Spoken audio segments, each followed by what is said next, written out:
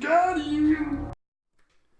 Hey guys, what's going on? It's Jesse Swift with the FanSplash podcast coming at you with a review of Don't Breathe, which is very accurately titled. Don't Breathe stars Stephen Lang from Avatar, Jane Levy from Evil Dead, and Dylan Minnette. You might know him from the recent Goosebumps movie. The director is also the same director who did the recent Evil Dead remake. So if you were a fan of that, you might be a fan of this movie. Or if you just like horror, suspense, thrillers, you might really enjoy this movie.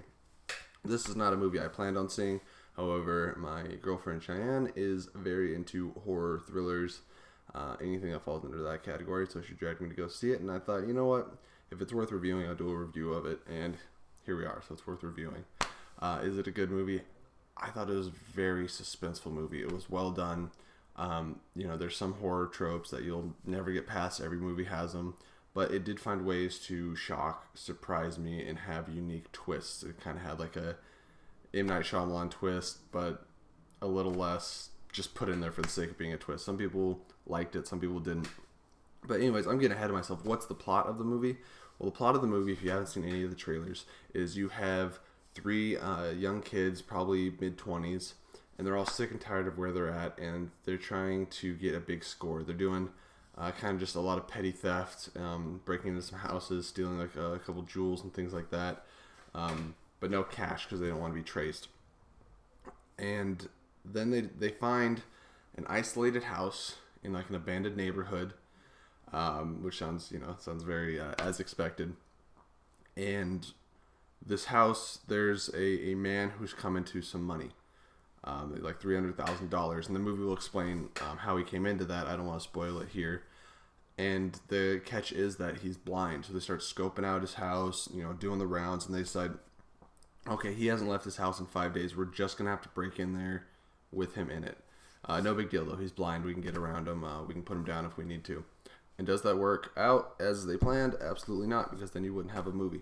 So this movie had me, and I've become pretty immune to some of these thriller movies, but this movie had me leaning back in my seat, and Don't Breathe is the perfect title, because when the characters are holding their breath, you're holding their breath. And there's times where, actually, I rarely felt that I got to breathe. The movie doesn't let up, so you're waiting for the moment where you can finally go, okay. I think towards the end, maybe you get a couple of them, but for the most part, you're just holding your breath and your heart's pounding, and it's a very fun movie to go see.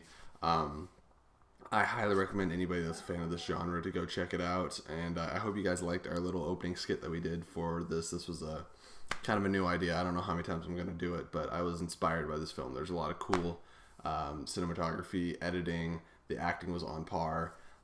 Stephen Lang was a great choice to play the scary blind veteran, so... Alright, so the whole reason you guys came here is you want to know what would I rate the movie. I'd give it an 8.5, especially being in the genre that it's in. The bar set pretty low, so having a good time that I did, feeling scared, not wanting to bump into an old person or a blind person in an alley, I think it got the desired effect. And don't break into people's houses, kids. I think that's the message of the movie.